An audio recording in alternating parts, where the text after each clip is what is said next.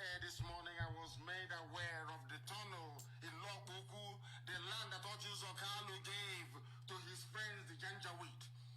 That very land, they are digging a very massive tunnel. They are storing their weapons of war. They are being supported by the zoo police and the zoo army and every animal who is within that damnable zoological republic. And we are going to stop them. We know what they are doing. Somebody sent it to me as a question, and we are going to stop them. It is, of course, a pledge, and they know how serious we are. It is not everything we publish, not everything that we bring to the notice or attention of the public, but one thing I can assure you is that we are doing all we can to ensure that Biafra land is safe. Without us, they would have overrun Biafra land by now. We are going to go to the first caller this very morning. Very lucky individual indeed. This very caller, if you can hear me, you're trying to reach us via Skype, your name and where you are, please. This is Radio Biafra. Go ahead. For the last time, the caller have just picked your call on Skype. Can you speak to us? Can you hear me? Oh dear. The caller on Skype, can you hear me, please? Yes, Honorable. Good morning, sir. Good morning to you. Please give us your name and where you're calling us from, if you may.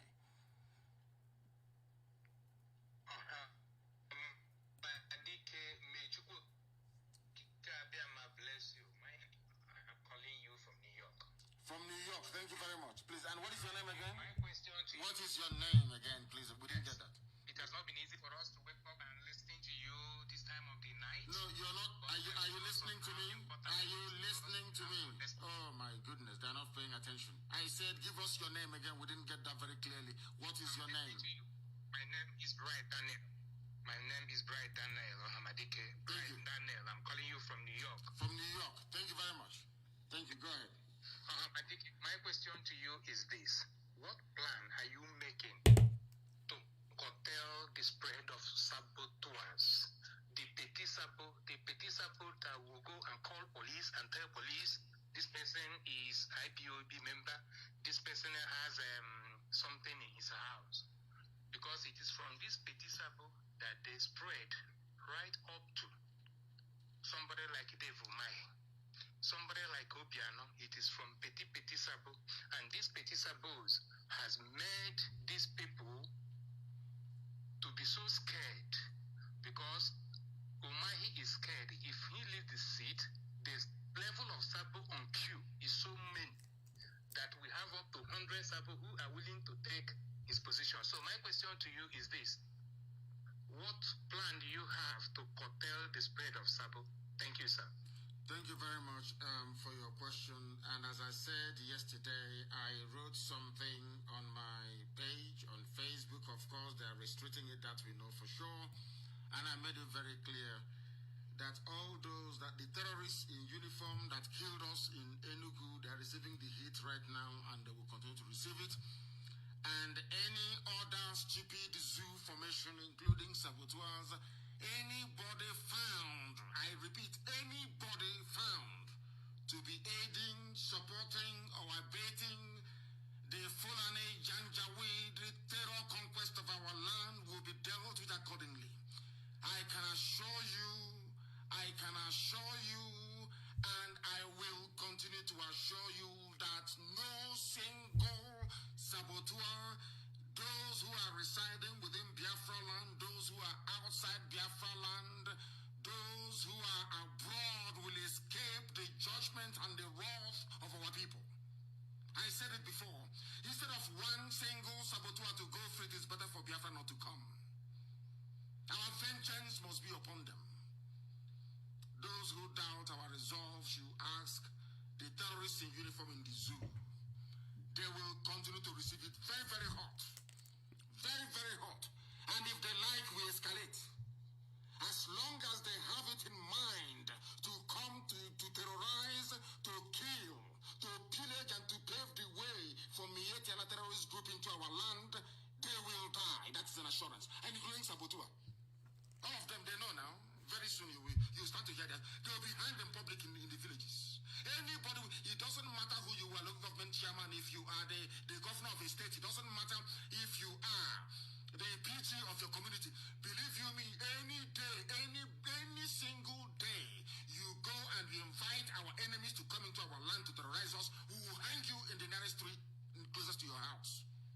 as an example for others to learn from. We're not going to spare them. That I can assure you, we are not going to spare them. Thank you very much for that. I have another caller who happens to be on the line. This caller also on Skype. Give us your name and where you're calling from and your question, please. Go ahead. Go ahead. No, I can no longer hear them. I can no longer hear them. I have a caller also on Skype. Can you hear me? Unbelievable. They do not pay attention. They are not listening. But we will continue to educate and to teach them. If you call us, please endeavor to switch off your listening device. Very, very important. The caller on the line, can you hear me? I can hear you. Good morning, sir. Good morning to you. Please, your name and where you're calling from? This is Nwankwo Okechukwu. I'm calling from Abia State. Thank you very much. Land. Yes. You're calling from Aba. This nonsense about Abia State and Enugu State, I don't like it. It irritates me.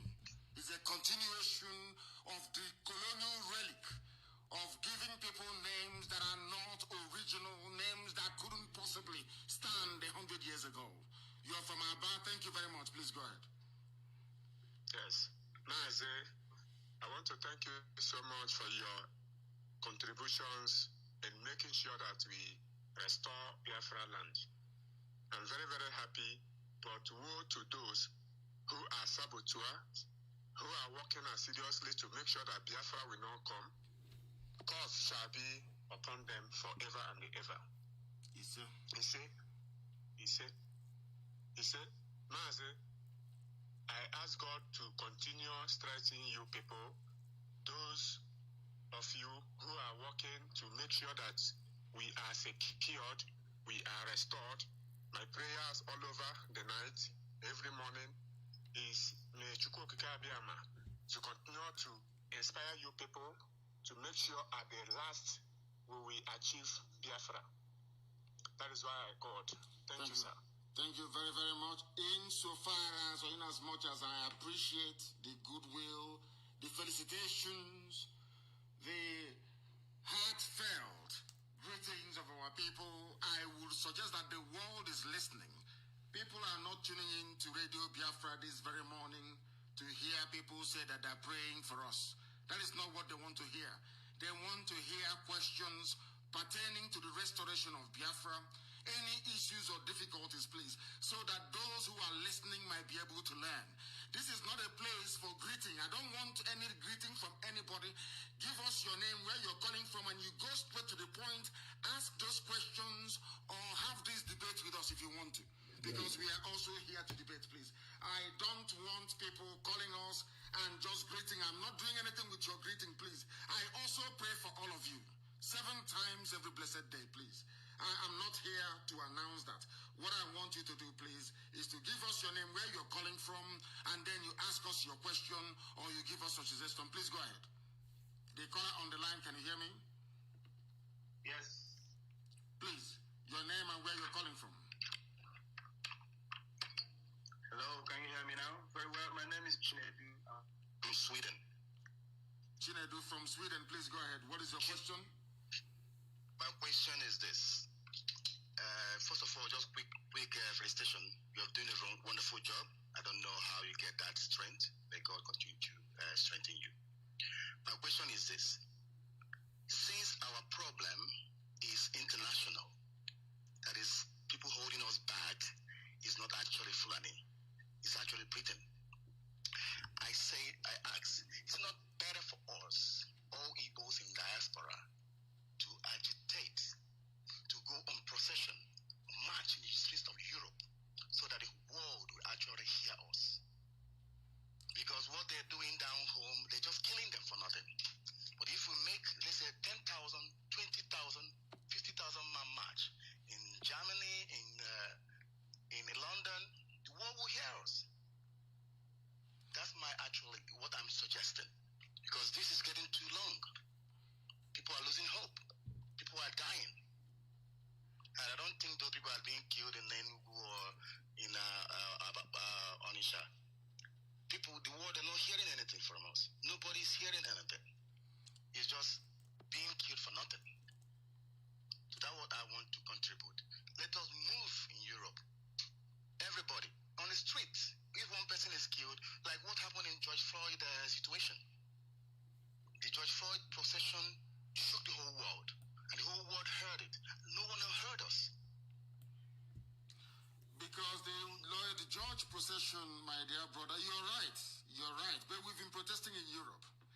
The thing is that if the reason why you heard about Lloyd George was because CNN covered it, they think it will play very badly for Trump at the U.S. Elections, at the polls coming up in a few weeks' time. You heard about Lloyd George because BBC carried it. You heard about Lloyd George because Al Jazeera carried it. I'm sure, perhaps, I don't know for you, for most of us, there was no Lloyd George rally or protest march around where we live. But we heard about it. It resonated all over the world because the lamestream media decided to carry it. It suited their purpose, so they carried it. We've been protesting. And I will tell you something that this morning that most people do not know. When Trump became the president-elect in the year 2016, our people went to Trump Tower to go and see him. We had our flag, our memorabilia, as always. Do you know the way we do things? IPOB in New York. IPOB in New York organized it. And we went to Trump Tower to go and, of course, do what every other group, every other interest group was doing at the time. Do you know that CNN was outside Trump Tower in New York? And as soon as they saw Biafra and Biafran flag, the man pointed his camera downwards. And one of us went to him, I think it was Ezekwesili that went to him and asked him why he pointed his camera downwards. Do you know what this white man said? A white cameraman for CNN. You know what he said? He said, I don't want to lose my job. And then he asked him, but you've been here filming people coming, streaming, coming in and going all this while. What is so special about us that you don't want to show us? He said, no, I do not want to lose my job. If I show you on the screen, if they see Biafra on the screen, if they see your flag on the screen, I will lose my job. A white person in New York. Ask yourself this question. Ordinary BBC Igbo, ordinary I say because it's been run by Fulani people and some Efulefus that they recruited. Ordinary BBC Igbo, for your information, cannot objectively carry the killing of our people that happened in Enugu. They couldn't carry it. These are people that actually speak Igbo. This was happening in Enugu. They are there. Their support, of course, their headquarters is in Lagos. That tells you how foolish they are. They couldn't carry it. Most of the stations we have in our land did not carry it, only brave ones. All those that depend on a political master who is a slave to a Fulani Janjaweed in the north did not carry that very news. It's not that we don't protest. Of course we protest. It's not that we cannot march on the streets. Of course we do march on the street. But once there is this grand conspiracy against you, there is very limited space for you to send your message to the rest of the world. But I can assure you very soon the world will, we understand, we know what to do, and the world will start asking questions. That is what we are doing right now, and that's what we're going to continue doing until they now come to us to say, what is going on, tell us what is wrong. We know what to do. Now we are doing it. They are killing of our people in Enugu have now told us what to do, and that thing we are doing and doing very well. And believe you me, the zoo is in one almighty mess. That I can assure you. Thank you very, very much for your call. I welcome it. As I said, please, I don't need any greetings. I don't need any thanks. Go straight to the point. Your name and where you're calling us from, please. The caller on Skype, the world is listening. Good morning, sir. Good morning to you, please. Thank you. My name is Uchenna Ogu. I'm calling from South Africa. From South Africa. Go ahead, please. Yes, my question straight to you this morning is I want to ask you, do we have some doctors who can treat people who have a gunshot in Biafra land in case we start Hello? He's asking us if we have doctors gunshot wounds? And the answer is yes.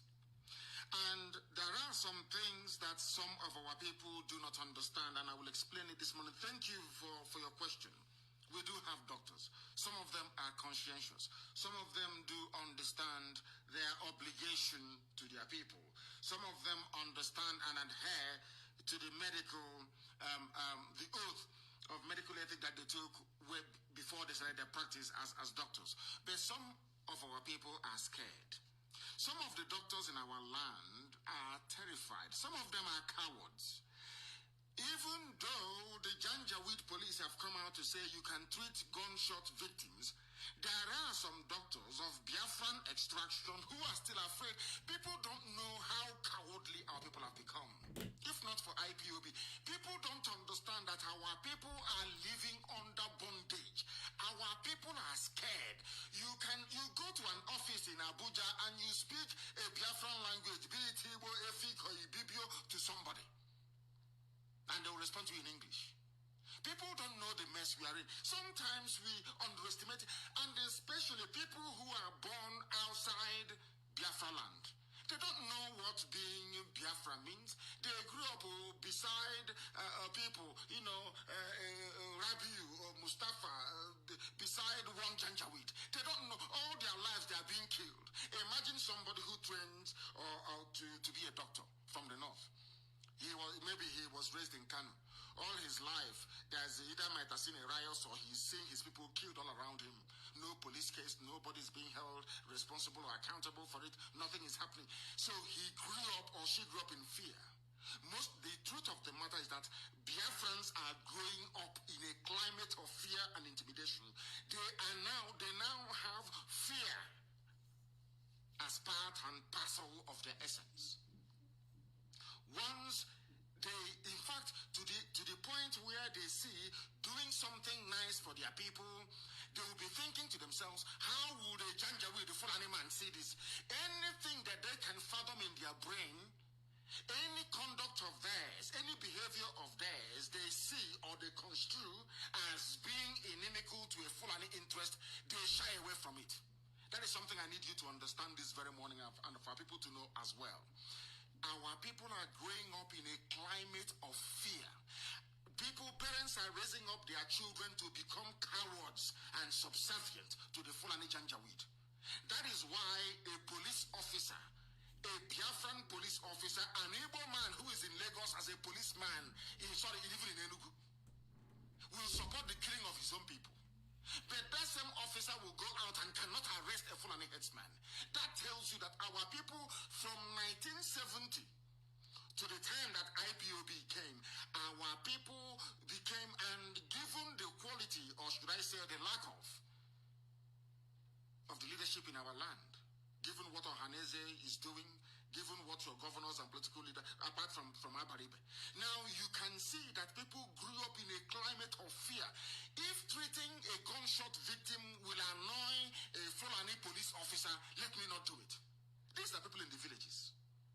These are the things that our people don't quite appreciate and understand.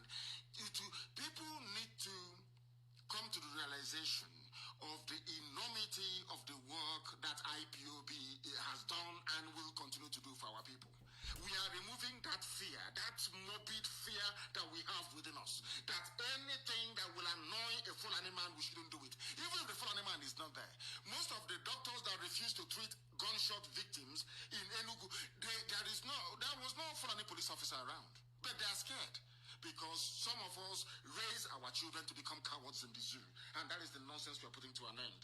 And we must continue to do so. I have another caller who happens to be on Skype. Give us your name and where you're calling from, please. Good morning. Good morning to you, please. Your name and where you're calling us from, if you may. I am Mazi from Johannesburg. From Johannesburg as well. The second caller today from South Africa. Please go ahead. There is a question I have here. Ask it. Like, from one of your previous broadcasts, you said that you need about 100 men from Biafra land to join you in this struggle. Yes. So I've been wondering within myself since then, trying to know what kind of men type of men we need are those who are pure at heart, loving Biafra with all their being, willing to sacrifice anything sacrificable for the restoration and the sustenance of Biafra. People who will gladly give anything, I say anything, to ensure that Biafra is restored. And I have a shocking news for you. In all the years that we have been agitating for the freedom of our people, I have not found up to 15 people who are the way that we are, who are willing to sacrifice everything sacrificable to make sure that Biafra is restored, without enmity, without rancor, without greed, without jealousy, without any personal interest. We have been fighting for years. I'm telling you, in all my life, I have not come across up to 15 people that will do anything for Biafra. Never have not. And Chukwukika Biama said, until there are 100 of you, nothing will happen. I need minimum 100 of you that can dedicate and give anything for Biafra, and then you see Biafra come. But we are pushing for that and praying for that, and this year we are going to make very serious inroads, that I can assure you.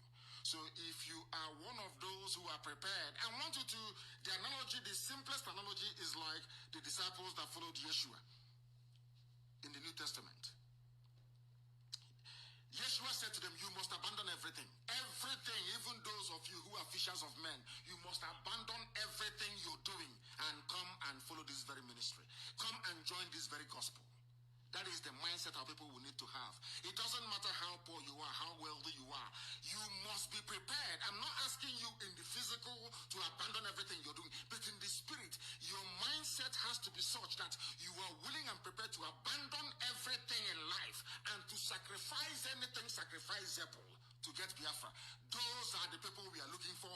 That is the 100 we're talking about. So there are some people who serve IPOB in various capacities. We have officers, both junior and senior. That doesn't mean they meet this criteria. This criteria is meant for the, I don't know, let me not say it live on air, but when the time comes, you know. And thank you very much for your question. I welcome it and I love it. Thank you very, very much. If you have called us before, I do strongly recommend that you do not call us again. Please do not call us if you are a regular caller. I will not take your call. Do not call us, please. Allow other people to try and get through. Some have been trying for very many years to speak live on this very program. Allow them to be able to do so, please. I have a caller who happens to be on the line. Please dispense with the greetings. I want you to give us your name and where you are calling from, please. Can you hear me? The caller who is on Skype, can you hear me? No, they cannot hear me. They are taking time. They cannot hear me. The caller on Skype, can you hear me? Yes, please. Your name and where you are. Mazi, good morning. My name is Ken Nnachuku.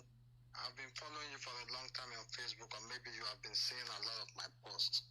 So, and it has taken me a long time to reach you on phone today. So my question is just, let me know waste time is, there are Where are you calling from? Yeah, I'm calling from Germany. From Germany, please go ahead, yes.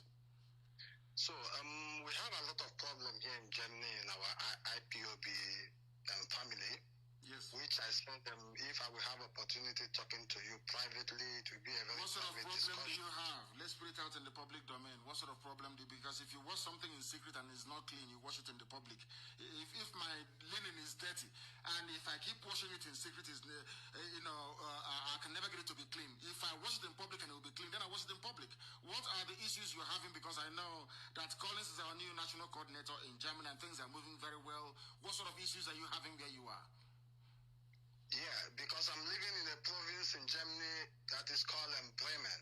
So we have been having a problem coordinating ourselves together here in Germany. So because not in Germany, you can say in Bremen, not in Germany. Because I recall a few months months ago, Germany was the #1 performing country in the whole world. Of course, they fell apart, and now Italy has taken over. So I don't know. Are you talking about Bremen? Or are you talking about the whole of Germany? I don't understand. I don't want you to nationalize a local problem in Germany. Are you having issues in Bremen, or are you having issues in the whole of Germany? We're having issues in Bremen, not in the whole of Germany. Exactly. That's what you should say. Please go ahead. What is happening in Bremen? Tell us. What is going on in Bremen? The problem was we were discussing about having a demonstration here, which will take place on the 12th of this month. And there was a time I was asking them question because I'm a member. So why is it that when we are having something as a family, but other parts of Germany don't know about what we are doing? This was just my question, which I was asking my coordinator. So, and they were telling me there were a problem in Berlin that they don't want to register Bremen to be among the IPOB family in Germany here. So it was a very critical issue, but I think maybe they resolve it now already. I don't know. We are having a meeting tomorrow too where I will be attending, and I will just find out tomorrow if this issue have been resolved. Because my own idea was, if there is anything we are doing in Germany, every part of Germany have to know about it. Because I was telling my people that, let me just say what I want to add to this very issue is just, I will bring it out in this very occasion now. It's just that we have to start assisting you on our own ways. We don't always have to wait when you say something before we do, because I'm even telling them we can write letters.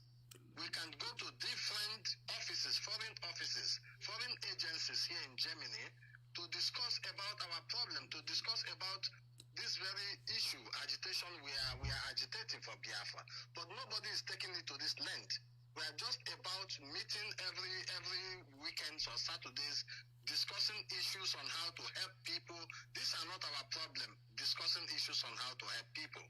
We have to discuss on how to liberate ourselves from that very contraption they call Nigeria, but not on how to help people who are sick or who are injured or whatsoever. So my own issue is just that, according to what the question people were asking you already today, the kind of people you need who can support you. We have a lot of people who can support, but they are not in the position to come to that very level that you can know these people. There are a lot of hidden people which you don't know, which even to get you on phone, they can't get you. I have been talking to a lot of people. I have talked to, I think, what they call him, somebody Chimezie, and other people in England. I have called them and tried to know if I can reach you to say some certain things we are having as problem that is holding us back in this very struggle. Now, thank you very much for that. Thank you for that, and well spoken. Thank you very much. And let me assure you that in a mass movement of this size and magnitude, it is always very difficult. But I'm sure that the issues you've raised, I will make sure that our national coordinator in Germany, Collins, is aware of it, and that something will be done in Bremen. And let me advise you again about advice and suggestions as well. Some of the suggestions you have, they are very valid. The advice you're offering the family in Bremen is also very valid. But if your advice is not taken immediately, it shouldn't become a cause for rebellion or a cause for people to no longer to trust their leadership or to work with the leadership that they have. It is about persuasion, making your arguments as you have just marshaled now persuasively. I'm sure anybody who heard what you've just said will be moved by, the very weighty contribution that you've had to make. But let me make this very clear to our people. Those who are in positions of authority, they have or they receive advice from different quarters every blessed day, hundreds and sometimes thousands. It is almost, it is not feasible for you to attend or to implement every advice that you receive. The same thing is applicable to your coordinator in Bremen. The same thing is applicable to the national coordinator we have in Germany. So what I would like you to do is we must find a way to persuade those we are seeking to influence with the strength, the validity, and the depth of our argument. Not when you give advice to somebody, they say, we don't know what they're doing, I'm living here. No, it doesn't work that way. You must continue to advise be taken. Right now, you've just said this. A decision will be taken to make sure we reorientate our people, not just in Bremen or in Germany, but all over the world. That your job as a national coordinator, your job as a zonal coordinator, a regional coordinator, is to make sure that the politicians where you are aware of what you're doing. To make sure that the local newspapers where you are aware of what you're doing. And you should protest, you should go out on the street to agitate, you should go and evangelize, do all of these things. They are the reason why you are there. The issue of taking care of those who are injured is also valid, but we have our welfare, we have our legal department, we are doing that already. I want our people all over the world to focus on two things. Making sure that the local population where you are and the politicians are aware of what is happening to us, making sure they receive all the materials and information about what the Janjaweed, the Fulani terrorists are doing to our people, and to also alert the local newspapers. Forget about the CNN and the BBCs of this world. Go to your local newspaper, as some are doing in South Africa, as some have done in the USA. Go to your local newspaper. Even walk into their offices yourself. Say, my people are being killed. Show them the videos and the pictures of what transpired in Enugu. Speak to a local reporter where you are. Speak to a local mayor where you are. Speak to even your councillors where you are. You will be shocked that they will go and they'll be discussing it. That is why the zoo always panics and to say that we are convincing the world as to the terrorist nature of governance in the Zoological Republic. What you said, my dear brother, is very valid and we have taken it on board, and it will form the basis of what we do all over the world. It is no use being a coordinator just for the sake of it. It doesn't matter where you are, even if you're a coordinator in the Zoological Republic.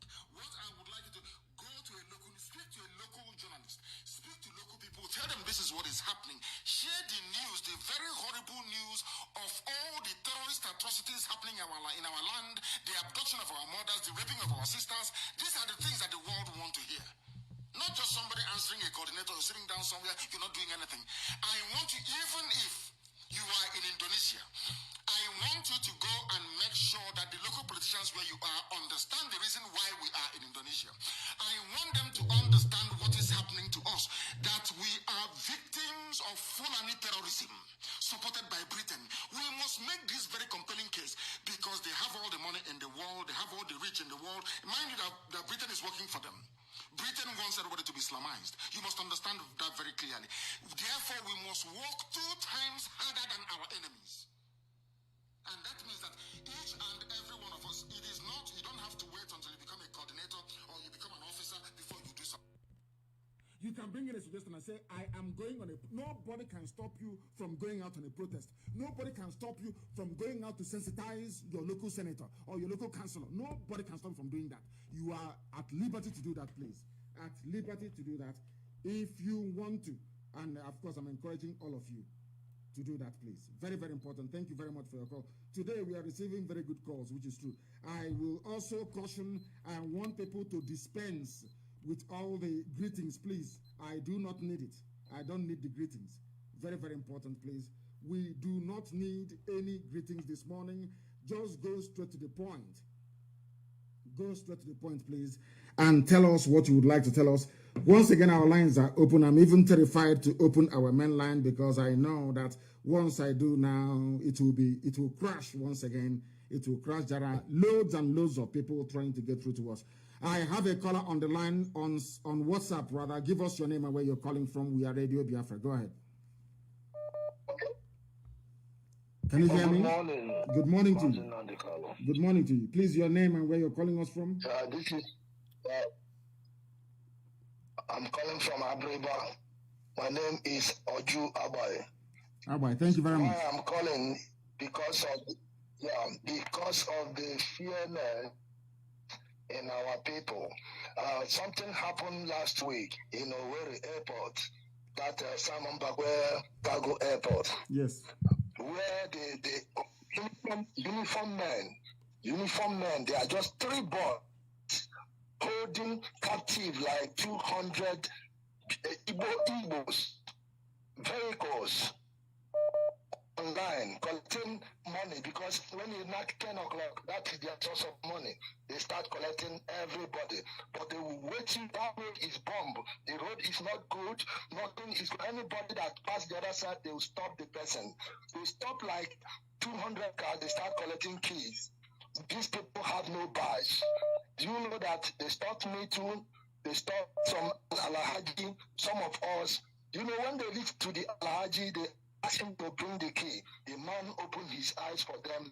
The guy to obey the order, he can't do anything. You see that the man is a full Hausa, he's a northern man. He didn't collect the key. But all the Igbos were afraid to submit their key. Some of them were wounded, some of them. But when I want to revenge, some of them, no, they start blaming me. They will kill you.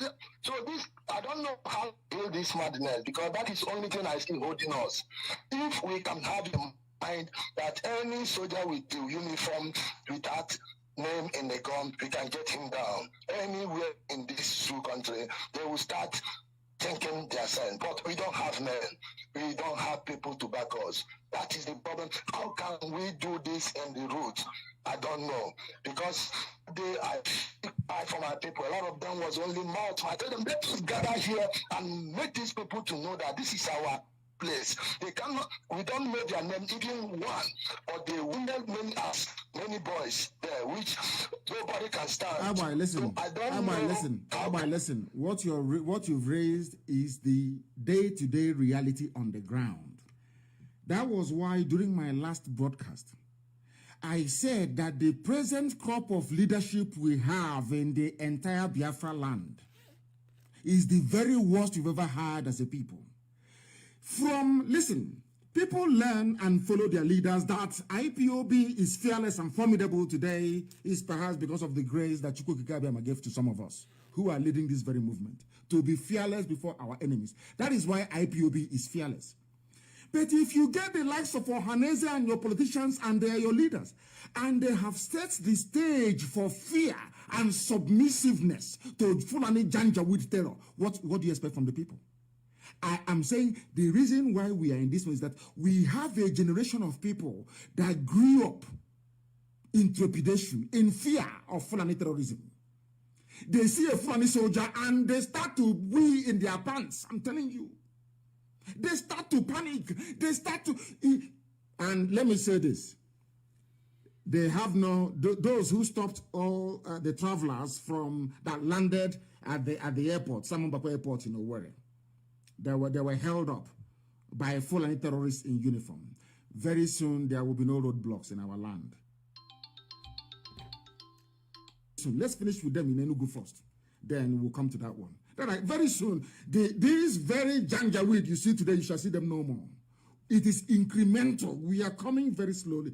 Because if we run faster in our shadows, the world will blame us. We want them to give us the reason and the excuse to do the things that we are going to do and the things that we are about to do. That the world, this news that you hear that CNN is not carrying, they will carry it by force. I can assure you, they will report Biafra very, very soon. The same way we said to them, we will not pay you when you talk about Biafra. They are doing very soon. You see all the problems we are going through. The world will be forced to discuss it and to know about it. We know what to do, and we are doing that.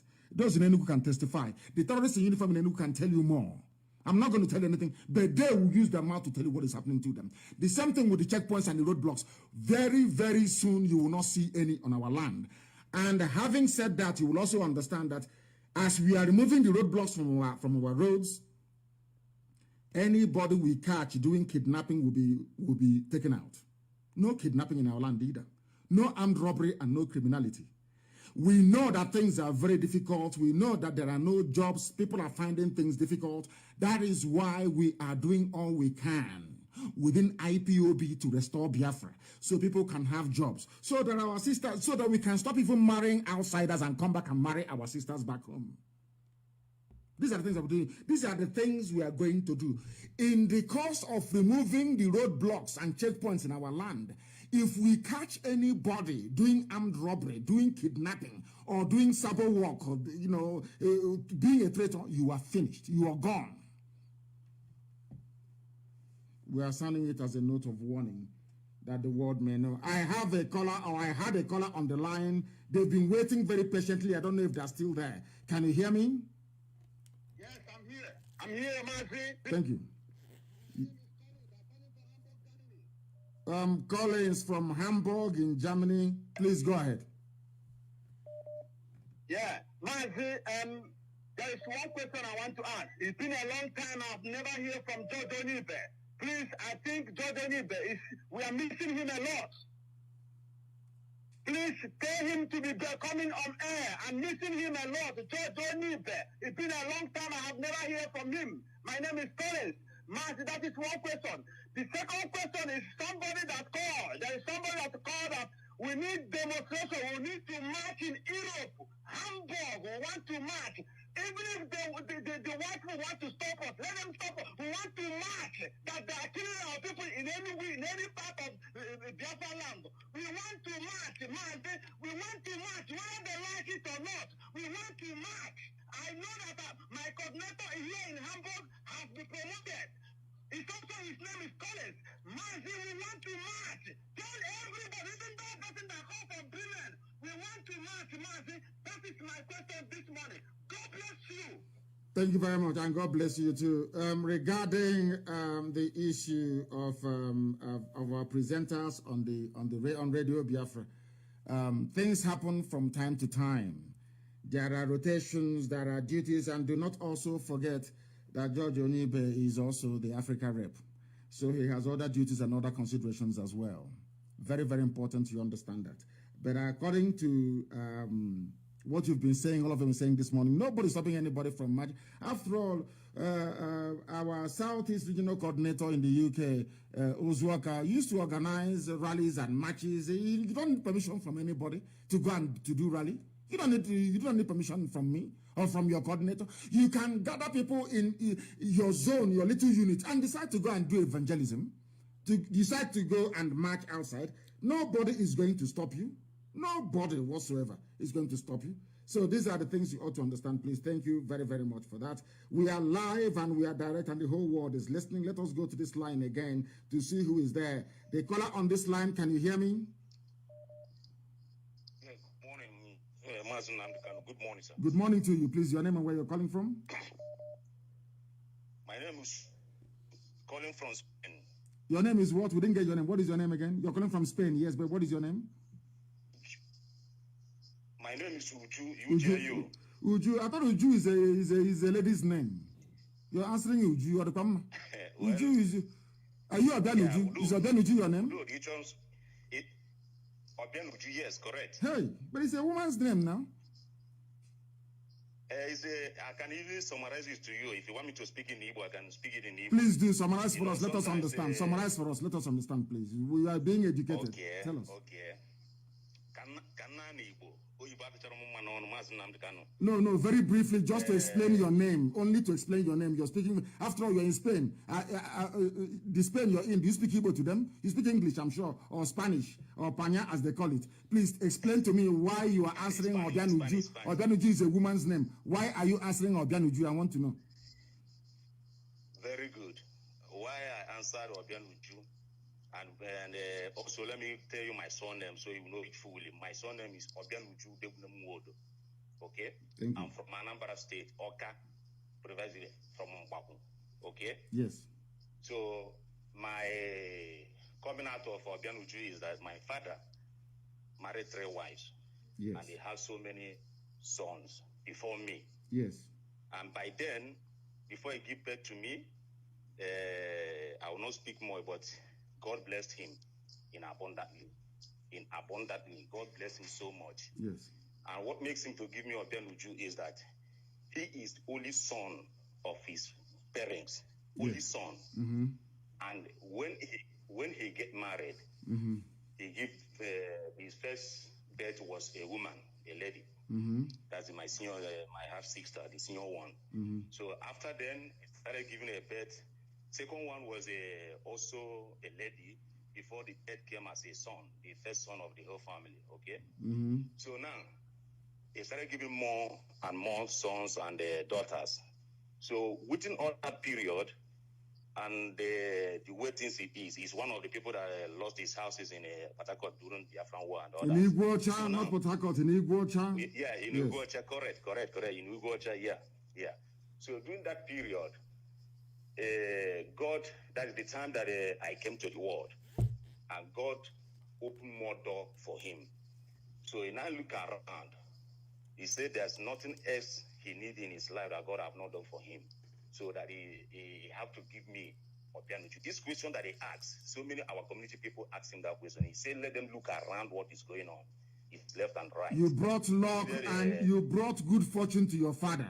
I know that is the meaning. It's a good thing. It's a good thing you brought good fortune, because I know the ladies that answer Obianuju, they only come when the rice has been prepared, when there is upstairs, when there is everything, when the father has bought everything. Then they give birth to the girl. They call her Obianuju. But the man that is bearing Obianuju is when you were born. That opened doors for your father for things to come in. But for the girls will only come when everything has been prepared. Yeah, that is how I made my own. And even that period, my father bought so many. He has a transporter business. Yes, a transportation company. Yes, it was a transporter. Yes. Yeah, it was a transporter. So both big, in a brand new car, not the Tukumba, what we are doing today. Yes. What we call Tia Rubber. Yes. So that's how he come. And he never called me my English name. And I don't normally use my English name. So when I say my name is Suji in a short way, my name is Obianuju. And I'm so proud of bearing that name. It's a nice name. That period. So that period, my father, in fact, he loves me so much, and I love him for that. So that is how I come and be an Obianuju. Please make your point. Go ahead. Thank you very much. Thank you very much. Go ahead. My dear leader, I don't want to say many stories and all that, because I know when you came to Spain and all that, and people that you mentioned their name, I know them in person. In Spain, so I don't want to dwell on that. My major trouble that hit my heart every day, which I do listen to everybody that talks about Biafra, until when I found out that that person is not speaking what we are preaching, I turn off. So now, I don't know if it's okay saying it in public or not, but many people have touched it, and you are preaching it even this morning when you talk about politicians. My major trouble, and what I want to ask you, if it's possible, because those who can do it is where those people base. My question or my suggestion is that, since we all know that these politicians back home are one of our problems, my dear, I do hear how many our people say we are prepared. That is, those who are in diaspora, those who are in the Western world, the volunteers and all that, they can go back, which I'm among them. But there's what I want to ask you, if it's possible to implement, so we can start it here. So they will now see that this thing is not a matter of calling and talking. We can now start doing it. That thing is that I'm suggesting, because I don't know if it's a question or suggestion, because English is not my native dialect. So what I'm suggesting, or is a question, any way you want to take it, the son and daughter of all our politicians, all our Biafran politicians, 90 or all of them are studying in diaspora, especially in UK and other parts of America, for example. Is it possible that the member, those who say that they are called IPOB, that they are ready, is it possible that we, that in diaspora, especially those who where they are studying, because if I'm not mistaken, I listened to one guy called Onyeka from Enugu doing a program. He said, if I'm not mistaken, I'm starting to be correct. He said the son or daughter of Ojuzokalo or Aboga Hausa, they are studying in Manchester. Then where I'm going is that, is it possible that we can go and pick them and use them as that sacrifice, that they are using our people back home as a sacrifice? So when they see that they're hitting their son or daughters in Europe, in the Western world, by then, them being back home there, they will wake up and they will facing the people of the other IPOB member back home on ground there. So let us start slaughtering their own daughter and son that they use that evil money to sponsor in Western world to study. So if he think of it that is okay, then let's give the order those who are close to them, because there's so many ways of trapping them down, and we know the law of where we are living, to say that maybe if anything goes wrong. But my point is that to keep killing their daughter and son That is where I'm going to. And when they move out, I mean the politician, their father or their mother, when they come out from that evil country, that hellfire, if we have the chance to bring them down, we'll do it. So we can be able to show them that this is more than serious. Because those who they have been killing and for so many years, not even the one happening in MNA, is too much. So let us use their own blood as an example, so they will know that there's nowhere to run to, both in Africa and Europe. Thank you. That's what I have to. Thank you, my dear brother. Thank you for that. Thank you very much. Obianuju, if I can say that. Thank you very much. Thank you very much for your contribution. The thing is this, and I want our people to understand this very, very clearly. We are not like the zoo. We are not going to go after people who are innocent. Some of them may not support what their criminal parents are doing. And in this new Biafra we are building, everybody is answerable for his or her actions. These people that we are talking about may turn out to be the engineers and the scientists we will need tomorrow in Biafra land. The history of their parents would not becloud our sense of judgment to the extent where we now either exclude them or remove them from the scheme of affairs. No. Any politician who is found guilty will be held accountable for his or her actions. The children are innocent and they shall remain so. So also are their parents. We are only concerned about those who would come out to say that they are going to sabotage what we are doing. Those people, they are fair game. I'm sure that even despite coronavirus, most of them will not be attending New Yam Festival in the coming years to come, of course. Anyway, before then, there will be Biafra. So thank you very much for that, Benuji. You raised a very important. People are very upset. People are very, very angry. And I have somebody on the line. I don't know if they're still there. If they are, please, your name and where you're calling us from, please. Good morning, Mazi. Good morning to you, please. Your name and where you're calling from. My name is Ihan Chuku Olibo. I'm calling from Germany. From Germany. Hanover. Hanover. Thank you very much. Please go ahead. Mazi, I was listening. I just heard one of our brother from Bremen complaining that when Bremen are doing matches that other part of Germany don't know about it. I don't know what's happening in Bremen, but I just want to chip in that here in Hanover, we know that Bremen is doing matches. Actually, we are going in mass to support them. So I don't know why he's saying Bremen is doing something and other part of Germany don't know about it. Actually, just last Sunday, we had a meeting and preparing for that match for that evangelism on the 12th for Bremen. From Hanover, we are going there. So I just want to put that across so that he knows. I don't know, like I heard you told him that because he advised he shouldn't just go out, he should wait. So I don't know if he knows what the leaders are doing, but I want to assure him that Hanover knows that Bremen is matching and we are going there in mass as well. Thank you very much for this clarification, my dear brother. Thank you very, very much. I am impressed. Thank you for that clarification. I have another caller on the line. This caller, can you hear me? Your name and where you're calling from, please? Okay, good morning, sir, my leader. Good morning to you. My name is Mazi Zuchuko from Enugu State, Biafra land. And where are you calling from? I'm calling from Benin Republic. From Benin Republic. Please go ahead. Okay. My question is, we Biafra, we have already lost more than 5 million people. Yes. And the Zoo terrorists still killing us.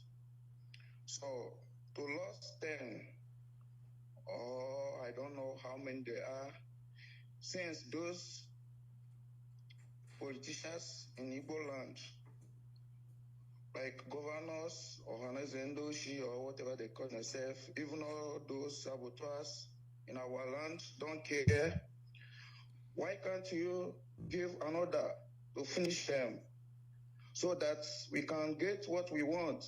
Because most of our problem is from them. Yes, we are not going to, because some of them will be tried. It is only those we find working with the enemy, those we meet at the war front will fall. But all of them will be tried. The reason why people go to courts, we don't know this. The reason why the white man said, or even our ancestors said, not only must justice be done, but that justice must be seen to be done, is that those who are living may learn from it. So we are going to get some of these people. Those of them, as I said, we are praying for them to repent. Maybe tomorrow they will repent and even be more vocal about Biafra restoration and freedom more than myself. But as long as they do not repent and we enter into Biafra, as long as they don't repent and work with the enemy, then they will go down. They will. As what is now happening to the zoo, they understand it now. That we are very, they've always known we are serious anyway. But our intention has now been made very clear. And as I said, no saboteur will go free. We cannot. The reason why we are going through this nonsensical phase now of sabo everywhere was because after the war, you know, let me tell you what happened after the war. After losing that very war, and our hands were very clean. There is a song we used to listen to in those days after the war called Nkosi Nwam Oboginikine. But go and listen to it very well. It's an old song. I don't even know if people can find it anymore. Our people were traumatized after the war. The trauma was not out of the defeat of the war or the loss of the war or the conspiracy that Britain that gave us Anglican Church, gave us Bible, sided with Islam to kill us. That wasn't the problem. Our people, our fathers, our grandfathers, our mothers, we are reflecting after the war. They kept asking themselves, are you sure there is God in heaven? Because all through the years and millennia of our existence as a people, we always believe that God will reward the righteous. And there is a saying where we come from, because we did nothing wrong. Let me tell you how our people reason. Because we did nothing wrong before God and before man, and we suffered such a loss, such a genocidal, that the trauma was so much, our people started asking God, but we have done nothing wrong. What did we do? Why was it that you allowed this thing to happen to us? We did nothing wrong. Understand this very well. That is how our people were conditioned to reason and to behave for thousands of years. That if you've done nothing wrong can happen to you. We believed in the law of karma because we went into that war having not done anything wrong to anybody. And the world ganged up against us. Our people started asking after the war, but what did we do? Who did we offend? Did we offend Britain? Did we stop sending our money to Canterbury? Did we stop wearing cassock in the church on Sundays and praying for... We used to pray for Queen Elizabeth. Even if you go to the old prayer book, it's still there till today. They pray for the Queen. Our people became traumatized. And it took them many years to come out of that trauma. That trauma, IPOB brought them out of it from the year 2013, 2014 till now. That trauma they were suffering.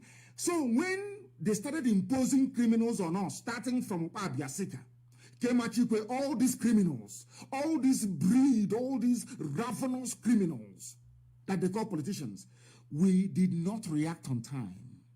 Do you understand? So that when Abiasika was leaving office, Abiasika was replaced by another Janjaweed-trained traitor.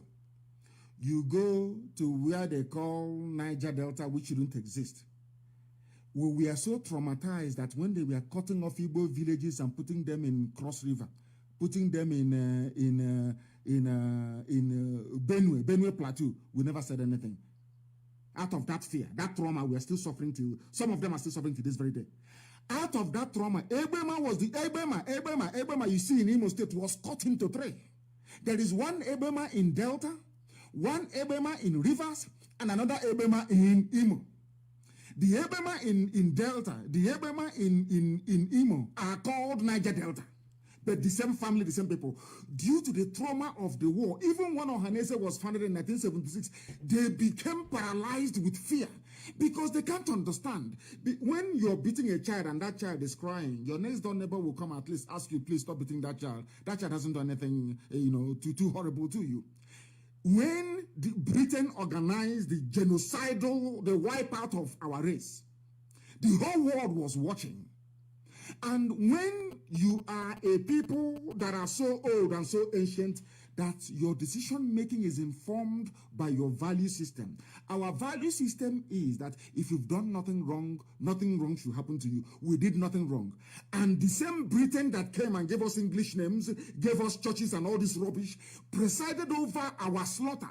Our people spent decades being traumatized. That was when fear grew in us. We now became a repository of fear of Fulani Janjaweedism. That fear carried on into the NBA. That is why if you stop El Rufai from speaking at NBA, they can form their own group. But Onogen was removed and nothing happened. And you go back to Iguacha, you go back to Ogoni, you go back to Izon. Those of them who were at the front line of treachery during the war, they are their leaders today. Like Edwin Clark. Edwin Clark is an old man. I won't insult him.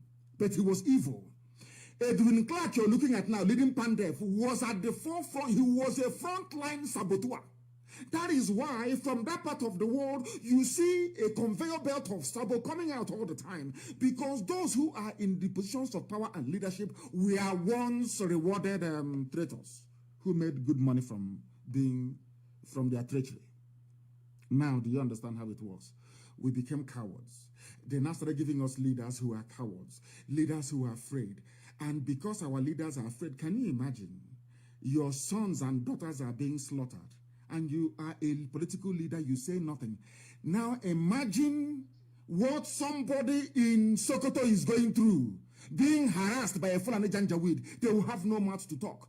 When a Fulani police commissioner is killing you, maybe in Plateau State, maybe in Nasarawa, they will say, after all, your leaders cannot talk. I can kill you all I like. They cannot speak. Now, do you understand it? That is what is happening. I have a caller on the line. You have been waiting very patiently. Please give us your name and where you are, please. The caller on the line, can you hear me? Can you hear me? No, they cannot hear me. They are incapable of hearing what I'm saying.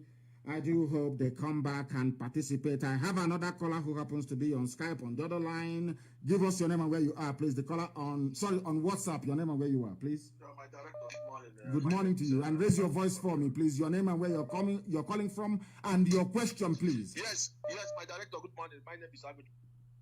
Hello, can you hear me? Of course, go ahead. Okay, good morning. Please, I want to appreciate what you are doing. I just have a question to ask, although it sounds funny. Your name and where you're calling from, first of all, please. Okay, I'm calling from Belgium. And your name? Thank you. Go ahead. Yeah, my question is based on these saboteurs. You know, I found out that about 4 of them or 5 of them are mentally ill. So how are we going to do them? Are we going to also treat them like others, or they will have a special treatment, sir? Those like Joey Boko we know are mentally deranged. They will go to a mental home. We have hospitals for mental patients. People like Joey Boko that was talking about our marginalization before and went as far as saying that we will even carry guns if need be, and then went back and became commissioner for Gota in Lagos State. You know, people like that we know have certified mental problem.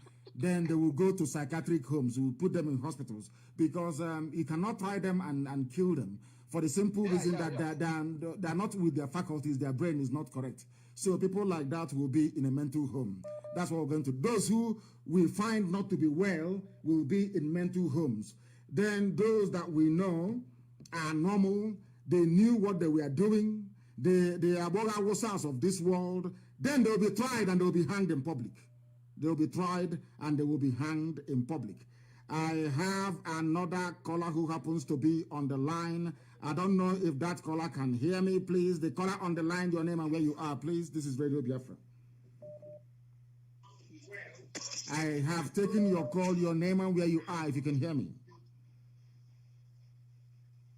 No. I can hear you, Mazi, the Kanu, my leader, Mazi below from Mozambique. Mozambique, thank you very much. Please go ahead. The world is listening. You know your name, Obilo from Mozambique. Now ask your question, please. Go ahead. Yeah, my question is like this. My leader, these our people are working for Nigeria government, like military and police and other things. These our people now, are we going to these people to work there? No, if you can work for them all you like, but if you join them to come on a patrol to kill our people, then you die there with them.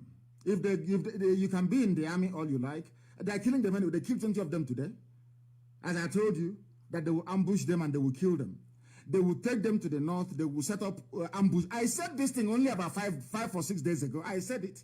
That I have the video now of them taking our people who are serving in the army to the north. And I said it 5 days ago that they will kill them. And has it not happened this morning? Go and check. They've killed 20 of them this morning. That is conservatively speaking. 20 are dead. You stay in the zoo army, you will die there.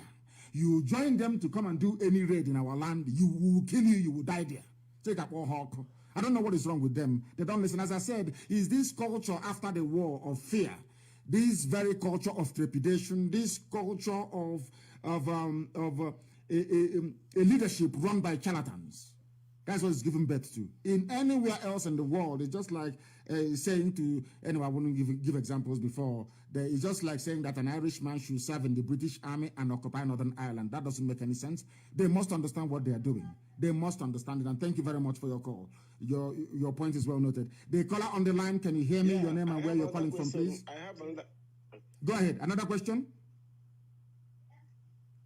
Yes, sir. Yes, sir. Go ahead then. Very quickly, please. Go ahead. Very, very quickly. Go ahead. Yeah. Another question that I want to ask, because some of our people say that they don't want to join IPOB here in Mozambique, but they want to support. Are we going to welcome them?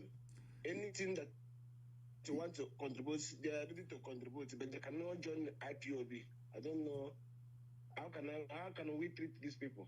No, they can. People, as I said, is this culture and mindset of fear over the years. They said, when you wake up is your morning. You can wake up around 1 p.m. in the afternoon or 2 p.m. The first thing you do is that you will go to the loo and you brush your teeth and you wash your face. That is your morning. You do the same thing that somebody did when they woke up around 7 a.m. as well. So you leave them. Whenever they decide to wake up, it's entirely up to them. But for now, whatever support or assistance they are willing to give from the back, you accept it from them. Because they are not as brave as we are. We are a select few. IPOB was chosen to do this very job. That is why we are brave. That is why we are who we are. That is why the whole world understands what we are pursuing, and we are not apologizing to anybody for it. Not everybody can be like us. You and I are very special.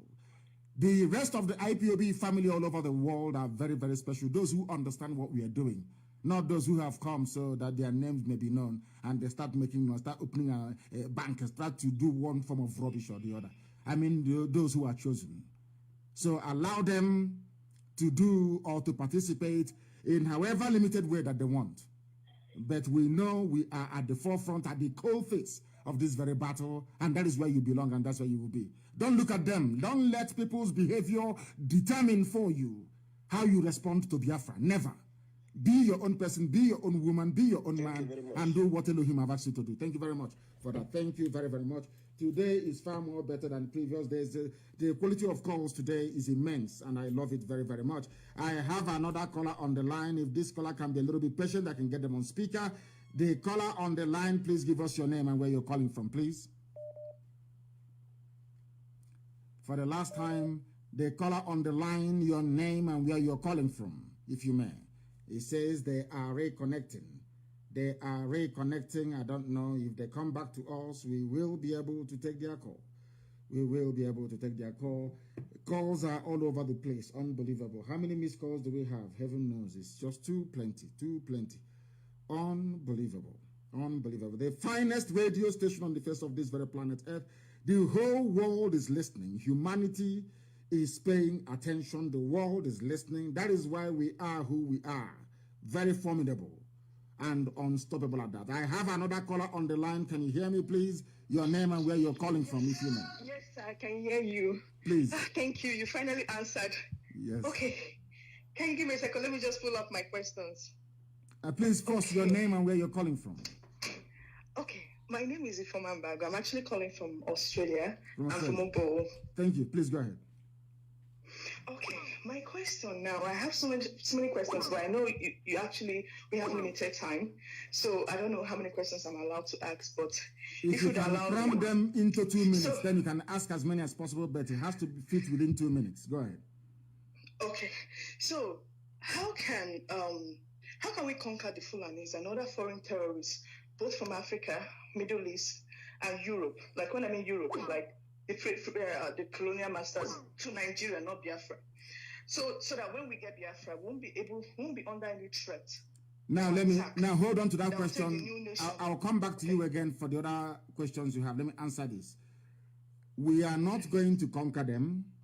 What we are going to do is that we are going to defeat their ideology.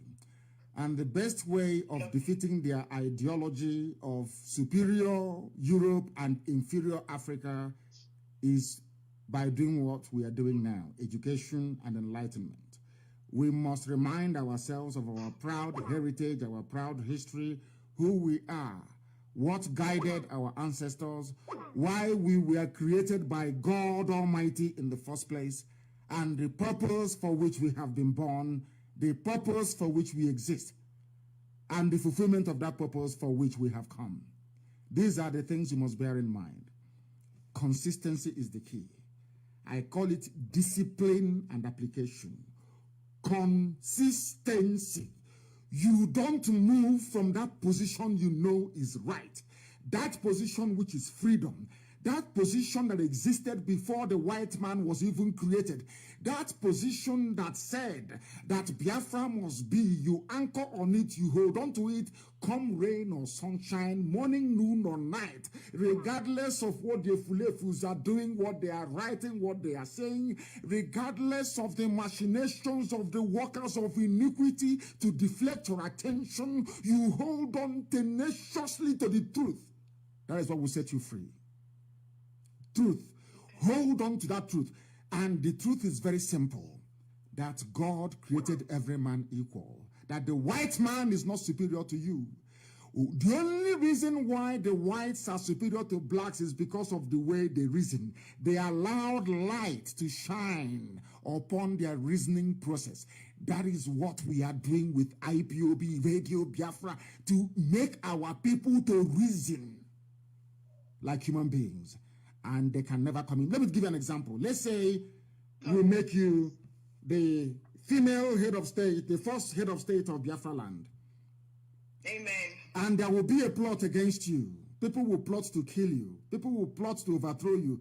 A white man is not going to come from England to come to Iguacha, our capital, or to go to Enugu, the capital of the Igbo nation, to go and say, hey, come, I'm going to kill you. I'm going to do something against you. No.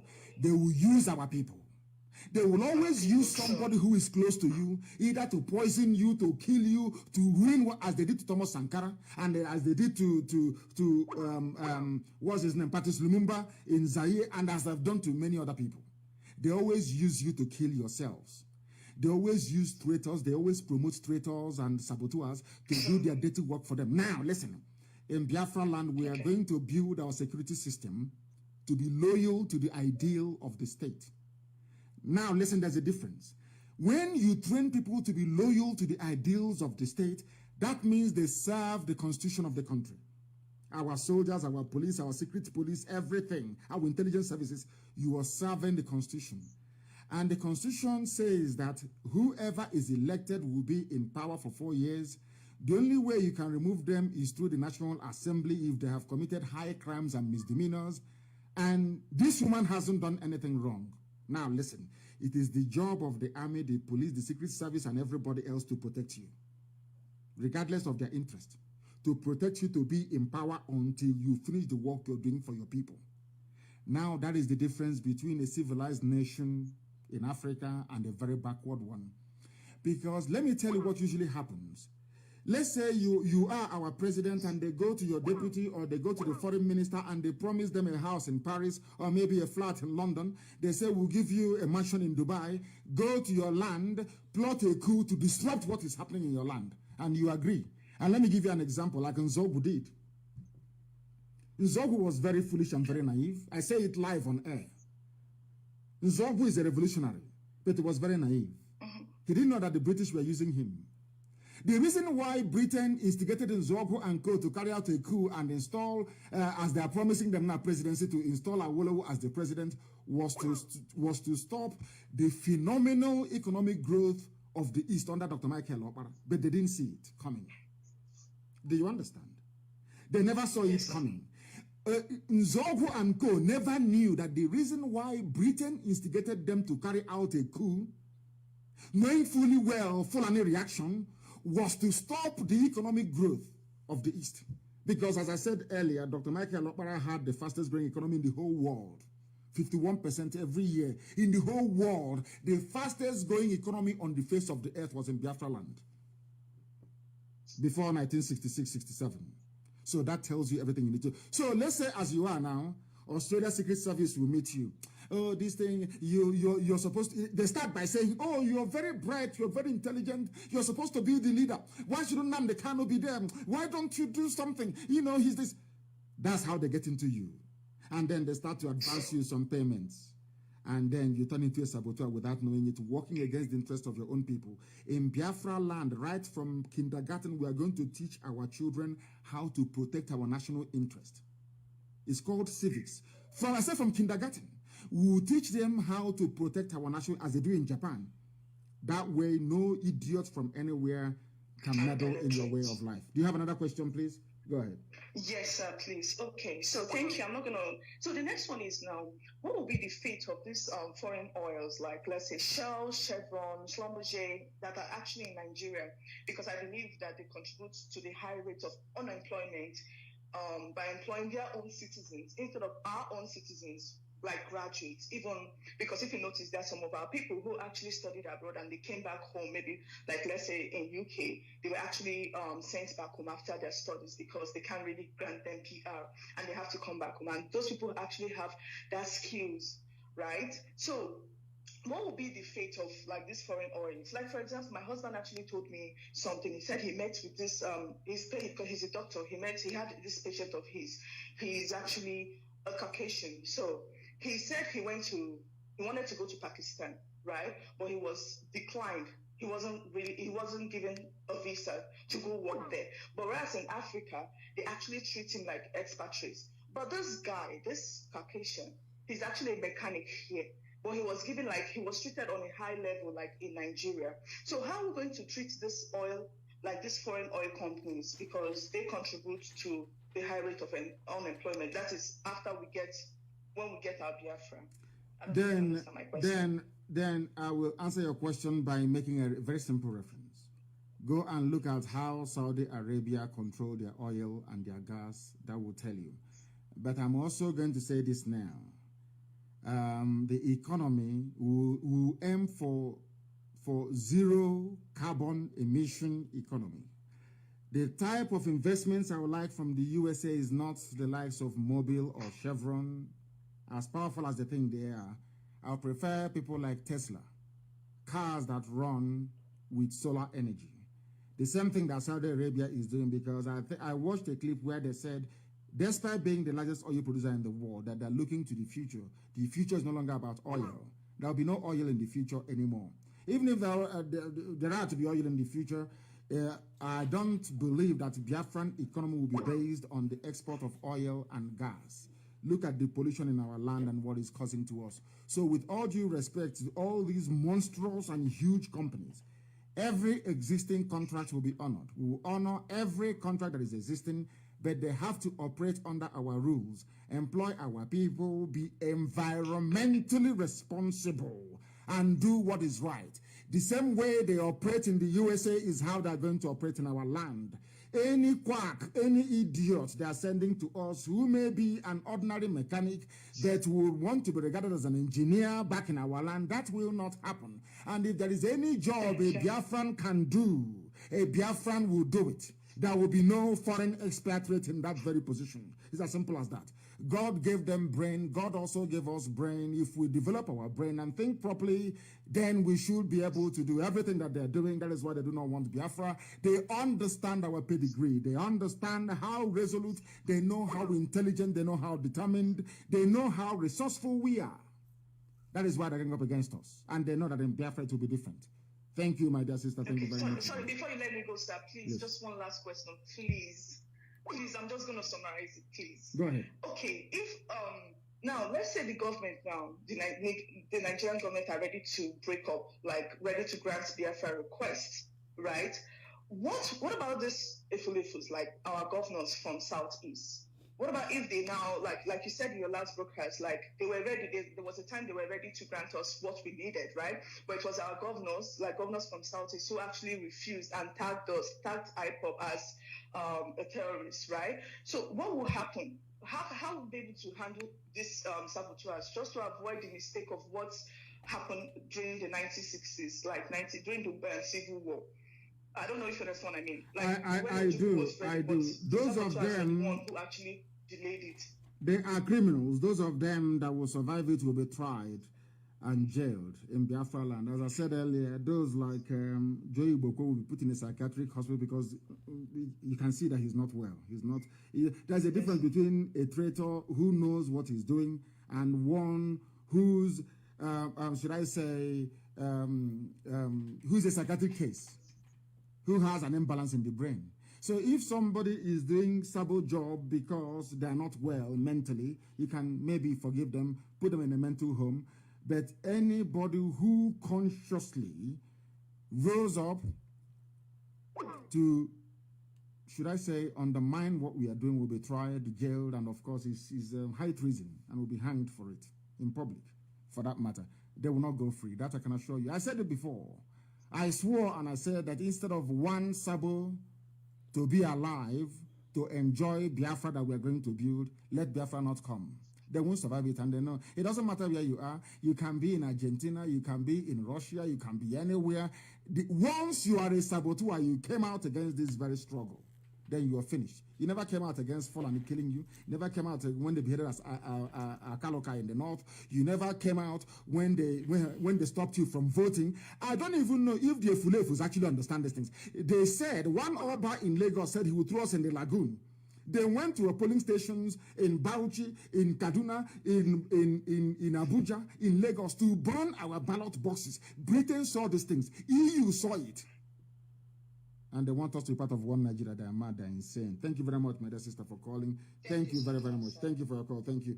These are, they said, who are those even in IPOB? Who are they? They are medical practitioners in Australia. The caller on the line, can you hear me? Turn the system down, please. Can you hear me? Yes, madam. Your name and where you're calling from, please? Your name and where you're calling from. Your line is, I can hear you. I want to allow you to speak. I can hear you. Go ahead. Okay. Good morning, Mr. Hello? Yes, I can hear you. Go ahead, please. Go ahead. Yeah, I'm coming from India. From India. What is your name? My name is Uchechuku Enyinaya. I'm from Haji. Thank you very much. Please go ahead. From India. Go ahead. Yeah, my question is, since the British came to our land and introduce currency that we are using today, called pounds. Yes. Sterling. Yes. And before they came, I've already been using cowries. Yes. So if we get our freedom, are we going to use the same British currency? Or are we going to introduce our cowries, which is ego iron? No, we are going to be like every other person. We are going to have our own currency. It will not be called a pound. Isn't it very funny? It's a good thing, my dear sister, this point you raised. Isn't it very funny that the same people that hated us so much, Ojukwu actually pegged Biafran pound to the British pound, also called it pound as well. You see, can people now actually see the way that Britain ate into our brain? That even when they are killing us, we are still using their currency, pound. Unbelievable. That is to show the type of people we are. We are open-minded. Why Britain hates us is their business. Why Britain despises us is entirely up to them. I don't know. Now, to answer your question, we are going to go back to having our own currency. It won't be called pound. It won't be called dollar, but it will be pegged to the dollar, of course, because of exchange rate fluctuations and other, because of the likes of George Soros, people who speculate on currencies, people who run it down. They will come to you and tell you to devalue your currency because they've hedged their bet on your currency going down. That was how George Soros in one afternoon made £5 billion in front of our eyes. I saw it. Nobody told me. George Soros was not a very wealthy man before. This multi-billionaire now that is going all over the place playing God. George Soros was an ordinary currency trader in London. During the Black Wednesday, I think that was in 1990, I can't remember anymore, 1996 or 1997 in the UK, when Norman Lamont was the then Chancellor of the Exchequer. It was called the European Exchange Rate Mechanism. You know what they did? Britain said they will not be part of the ERM in Europe. In other words, the pound was allowed to float outside the ERM. And speculators led by George Soros, they got together to have a run on the pound. Do you know what they do? Currency speculators? It's ordinary gambling. Gambling. George Soros put a lot of billions. He bet that this pound will be pushed out of the ERM. They told all their friends all over the world. They had a run on the pound. Everybody started to sell their pounds. That even if not for the intervention of Queen Elizabeth, who held a dinner with the Sultan of Brunei, the Sultan of Brunei wanted to pull out his investments in pound and put it in dollars. The Queen invited him for dinner, had dinner with him and convinced him to leave his investments in pounds. That was what saved the pound. The pound was run out of the ERM. And because George Soros bet money on it, he was paid £5 billion as a result. That was when he became a billionaire. Now, listen to me very carefully. What we are going to do is this. We are going to have our own currency. But it's not going to be based on paper. We will try to minimize paper. The world has moved on. There are cashless transactions. Everybody will have their own card with which to make payments. All over the world, people are moving to cashless. Nobody carries cash anymore. But our own currency will be called a gemma, which is the currency of the Asians. A gemma, it will be called. No pound, no dollar, no nothing. We are who we are. Thank you very much. Thank you very, very much for that. Thank you. We have another caller on the line. I don't know if this caller is agile and able. Can you hear me? The caller on the line, can you hear me? No. I said the caller on the line, can you hear me? Turn your system down. Can you hear me? Yes, I can hear you. Please, your name and where you're calling from. Hey, can you hear me? Maybe it's the network. I wanted to speak to him. Very, very desperately, I wanted to speak to him. We have another caller on the line. This caller, can you hear me, please? Can you hear me? The caller on WhatsApp, can you hear me? Yeah, I can hear you, my director. Hey. Yeah, good morning. My name is Chizoba. I'm calling from Denmark. Chizoba, is it a male or female name? Oh, no, it's a female. It's both female and male name. Oh. It's both female and male name. Chizoba, thank you very much. Please go ahead. The world is listening. Go ahead. Yeah, at least I want to just say something concerning the death, people that died in Enugu 21. Yes.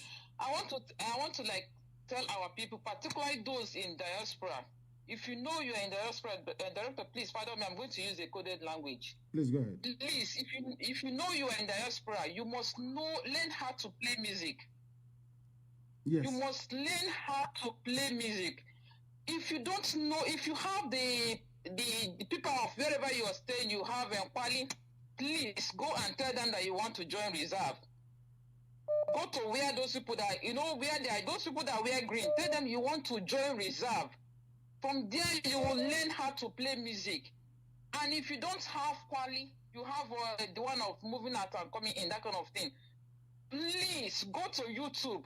Learn how to play music.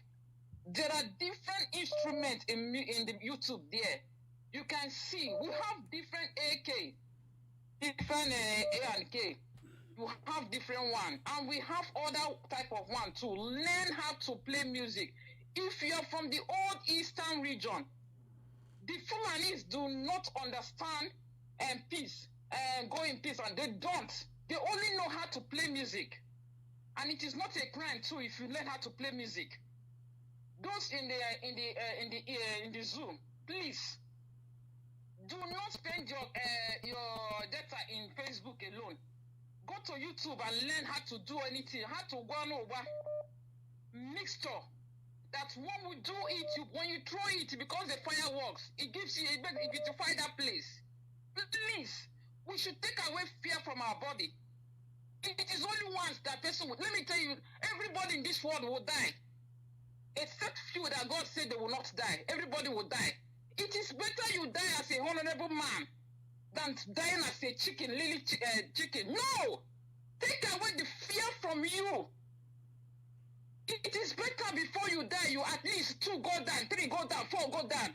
You die as a honorable man. If you're my husband, I will say yes. You die as a honorable, and I will give you a befitting burial. Please take away the fear. How can 3 people, 3 riffraffs hold your people? You give me your key. What is wrong with our people? Take away the fear from you. Learn how to go over.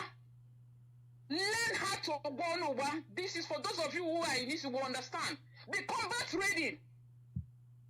Learn how to do mixture. Anyhow, you bring this kaka, you bring that kaka, you point, you give you a very nice flavor. You cannot be just like that, they'll be killing you. 1, 2, 3, 4, 5, 6. Everybody keep quiet. Or give it. You want us, they want to wipe out the whole Eastern region, and they will not come. These people have one head. So that's what I'm saying. Everybody should learn how to be use any kind of music. We have different kinds of music. Go to YouTube, you'll see it. And now we need very good people that can take a sniper. You know what that means? Wherever you are you are in 1 kilometer, you can at least throw the sniper. Everybody, the person you're targeting will just go down. This is what the zoo understand. I am telling you people, this is what the zoo understand. I have seen different kinds of rioting. I grew up in the north. I was born in the north. I have seen different kinds of. They do not understand peace until the Igbos in north started retaliating. And when the moment they see how we are throwing fireworks, they stopped. They came back. They stopped. They started saying one Nigeria. Yes, now of course. Let me tell you people the story of. Director, please, just 1 minute. I want to tell you people the story of the Telangana in India. It's a small community, about 4,000 community. They were being oppressed by the feudals. These feudals, they impose heavy tax on them, and they have weapons. So they were being oppressed. At the time, they said no, they cannot take it any longer. The 4,000 villages, they all go, and why the bit of their revolution, the sources of it was that they all learned how to play music, different kind of local things, and they take off these people. At the end of the day, they were able to win. They only lost 4,000 men. That is, each one person died in one village. 4,000 village. They only lost 4,000 men. It is time to stand up.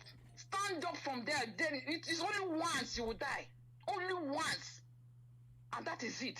Stand up. If these people see, if they don't say your eye don't red, you say, wait till me this, that will go happen tomorrow, make it happen today. They go run away. I tell you, these people, they are very scared. That is why they come in the midnight and go and chase, kill after unarmed people, women, pregnant women and children. They cannot stand. Have you ever seen have you ever heard that the Fulani won any war? Have you ever heard that they won anything, any war? They have not won any war. It is terrorism they use. Terrorize you. And they bring cowards as your leaders. That's how they defeat you. They have never won any war. Never. Never. They have never, if they have won a war, why is it that they couldn't win the Boko Haram? They have never won any war. Even the Biafran war, it was the Britain, machineries them. It was British people that fought for them. My mother told me this. My father was a veteran. My father, before he died, Oginidi, he's the only son. No, he has not even gotten. He was not married. So even then, his mother was holding him. He said no, and he went to the war and he fought. He got injured. Then he came back. He went to the war and fought. Take away fears, Biafrans. Take away fears. You people were not born as a coward. Biafrans, we are not born as a coward. That is why every seven after when you were born after 7 days, you are circumcised with knife, pierced through your with knife. With knife. We have seen it. We have seen it. Bring that fear take away that fear from me and bring that bravery into your heart. Do not be in the kind of they are nothing.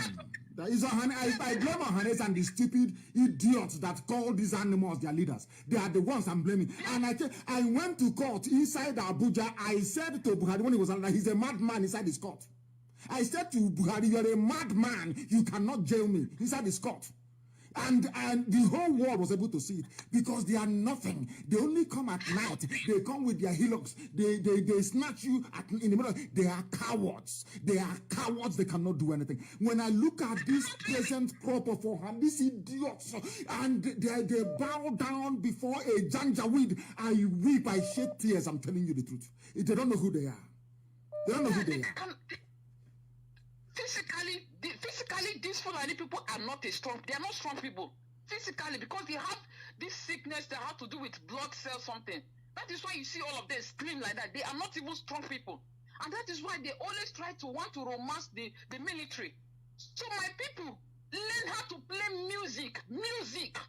I mean, if you are a Biafran and you have car, you don't even have any car with you. Man, oh, you F up. Thank you. Thank you, my dear sister. My brother, Director, thank you so much. Thank you.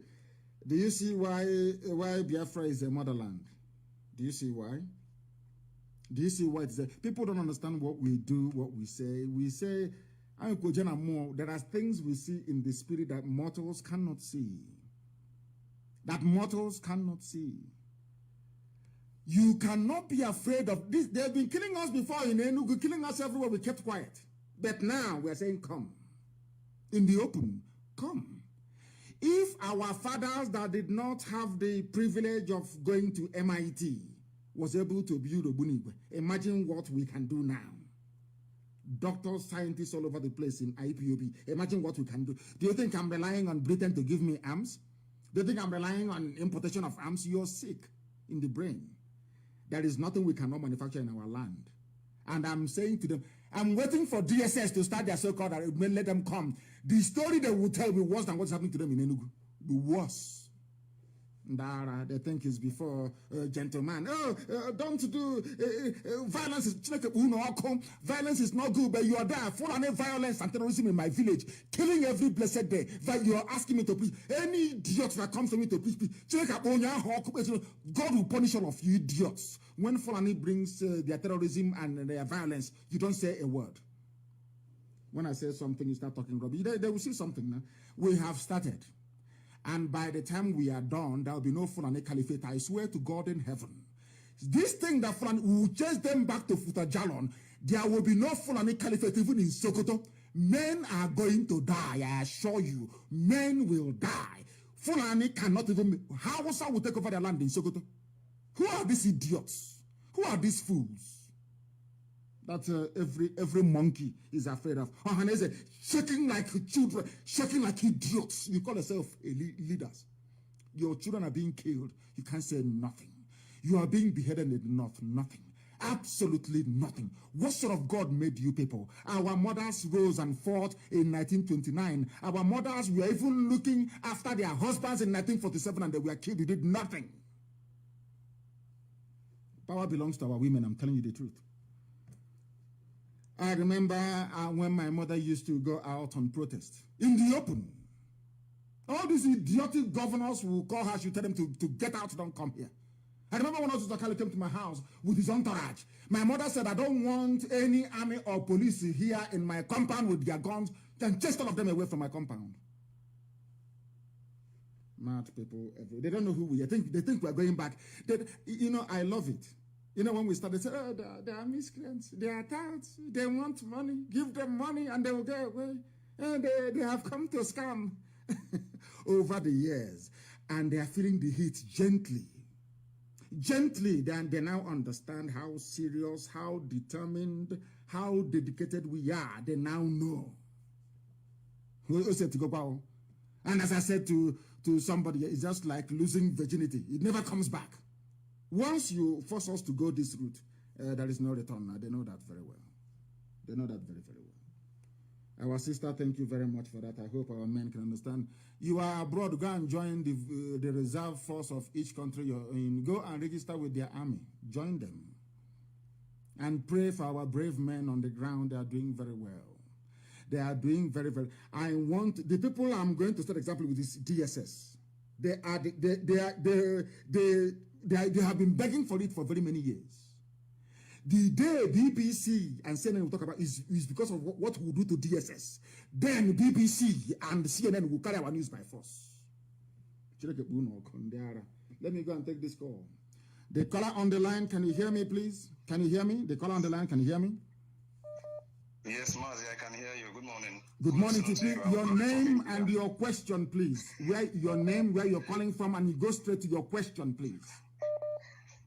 Mazi, my name is Okewam Chedozi. I'm calling from Greater Noida, India this afternoon. Thank you very much. Mazi, actually, I don't really have a question, but I want to somehow emphasize more on the issue of fear. Because even here in diaspora, we are also facing the same thing. There are also people that, not that they are saboteurs, not that they don't understand what we are doing, but somehow they are being engulfed by fear. You understand? They are filled with fear. And that is part of the problem, right? Yeah, and one thing is certain. There's no way you can accomplish when you're afraid. But this fear never used to be in us. We never used to have this fear. As a people, we were very brave. People who stood up and spoke the truth always. I don't know where this culture of immediately. I don't know if it is after the war. That defeatist mentality just came in, and our people became cowards overnight. Men who would normally stand up and speak the truth, no matter whose ox is God, they have now become lily-livered cowards all over the place. This fear, and it transcends to their children and to their children's children. Now we have a generation of cowards who now have graduated into sabo work. That's the work they do because they are cowards. Only a coward can be a saboteur. Once you are a coward, you want to dine with the enemy. You want to look for the easy way out. We have chosen to do this the hard way, not the easy way. And that hard way is giving us the result that we never freeze our freedom. Thank you very much. Thank you. We are not going to be cowed by cowards who claim all they want is leadership, who is going to contest, who is going to be governed. I don't know where this breed came from. I have no idea which part of the planet Lucifer threw them into Biafra land from. I have no idea. These bunch of idiots everywhere, both in the diaspora and at home. Idiots and cowards. Born and fathered by wretched Janjaweed. They think it's before you come, you kill, you go. We complain, we cry. They have killed us. We write to Amnesty. We write to UN. Nobody's talking to us. Now you will talk about us. You will talk about us. So come and kidnap now. Come and kill. We are asking you, come and shoot unarmed people. Come. I'm now begging you to come. Come and kill. And you see what will happen to you. Come now and kill. You see what will happen to you. Fools everywhere. The caller on the line, can you hear me, please? Your name and where you are, if you may. Good morning, Mazi Kanu. Good morning. My name is Chukudi Chime. I'm calling from Vienna. From Vienna, thank you very much. Please go ahead. I just want to say that the issue of fear, knowledge drives away fear. When people know the ideology driving those who are coming at them, it will make them understand more, because people who see you as inferior in a certain way because they call you infidel. And it's something that, like those of the Caucasians or Ubiquitous, so to say, who came and give people derogative name like nigger area and things like this. It is similarity. This is why they could work together to oppress certain people. So if our people should go into knowledge of everything. Our people, one time I was reading the Quran and so a friend was scared of it.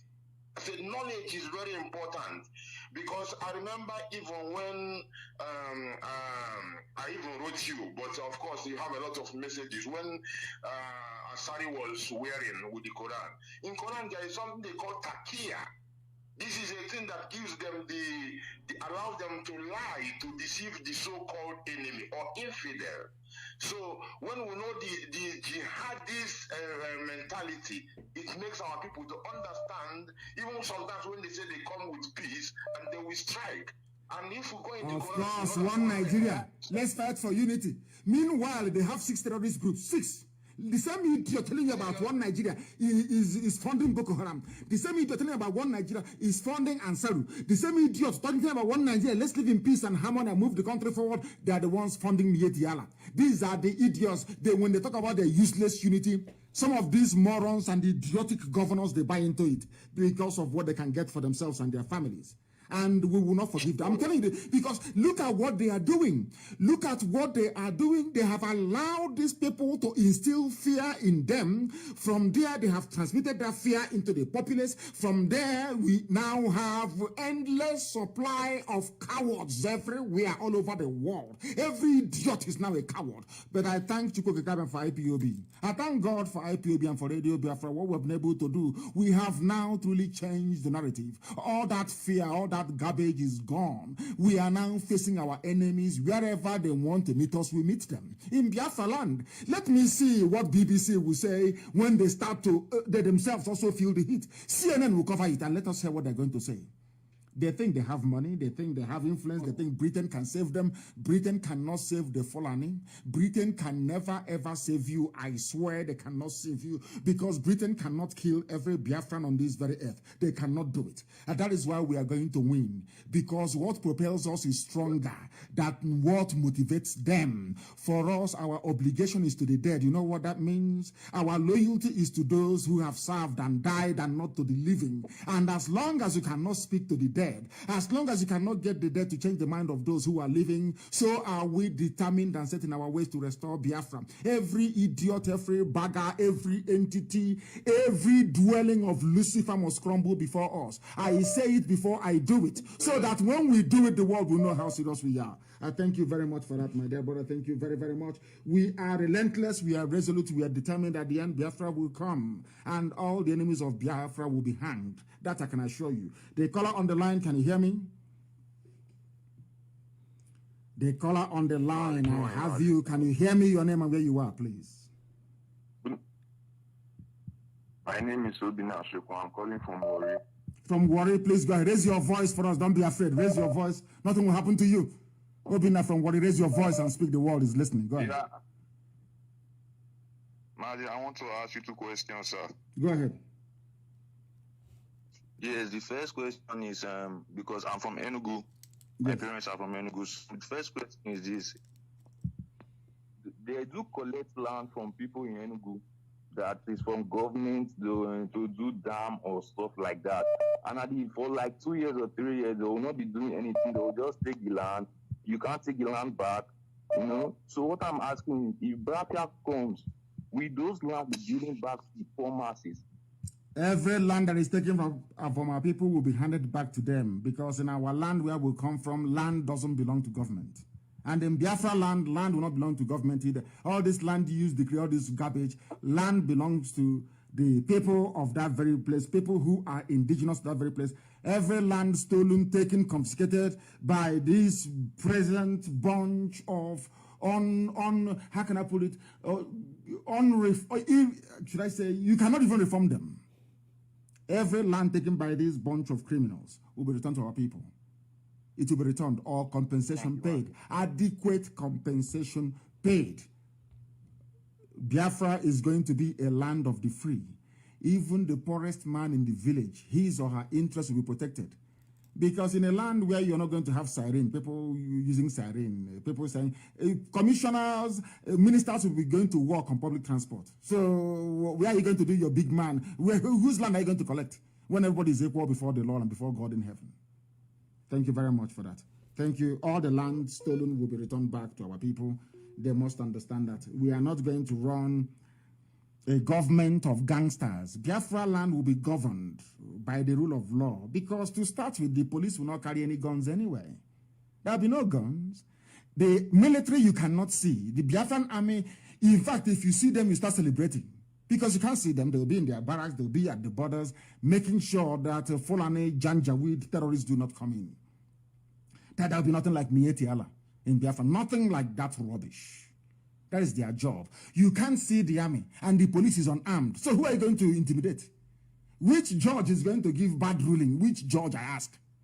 Not in Biafra land, because our legal system will be trial by jury. No one idiot can determine the guilt or innocence of anybody. It will be a jury of their peers. Let ordinary people decide. People don't know what we have in store for them in Biafra land. Once we come out with our publication, everybody will beg to become a Biafran. That I can assure you. That I can assure you. Let us go to the line and take this call. I have a caller on the line. Your name and where you are, please. Your name and where you are. Can you hear me? Can you hear me? You don't need to be afraid. You don't need to be afraid. You don't have to be, please. The caller on the line, can you hear me? Yeah, good morning, sir. Good morning to you. Please, your name and where you're calling from. You go straight to your question, if you may. Yeah, my name is Wachuku Justice. I'm from Imo State, Biafra land. There is nothing like Imo State. Where do you come from? Where is your hometown, please? Okay, I'm from Isu local government. Thank you. And where you, Amandoba, nice people. Where are you calling from? Oh, I'm calling from Germany, sir. Thank you. Please go ahead. Sir, before I commence on my question, I want to hit a few points. It's about the killings that have been going on in Biafra land, and to be precise, this very one that happened 2 weeks ago in Emene.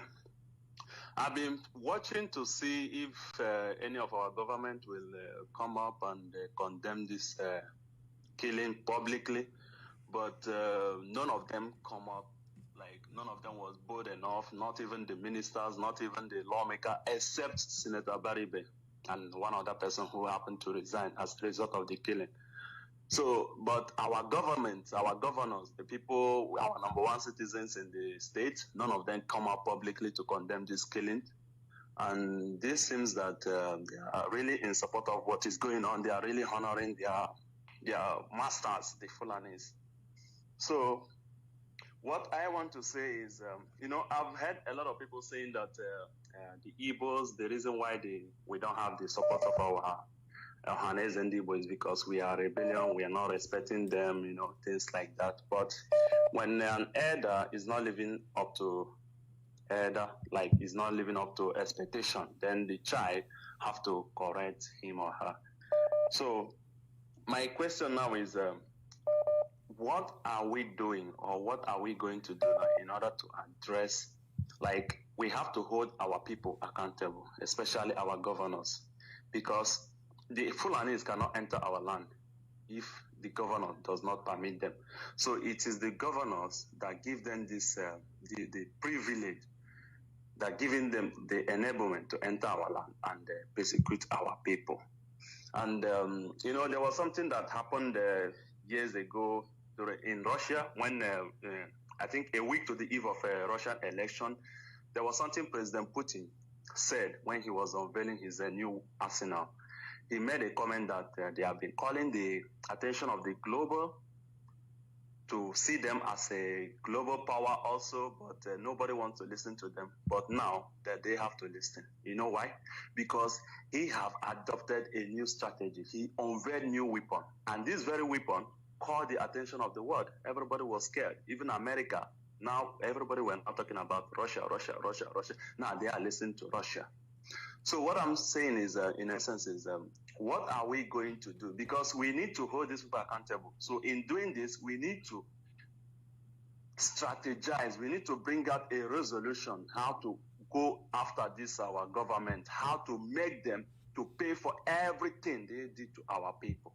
Because we can't just sit down and allow them to run the government, run our land the way they want it, just the way the Fulani pleases. Because if you ask me, I'm not blaming the Fulanis. Because if I blame, my dear brother, please, your 2 minutes is up. I blame our people. I'm not blaming any Fulani.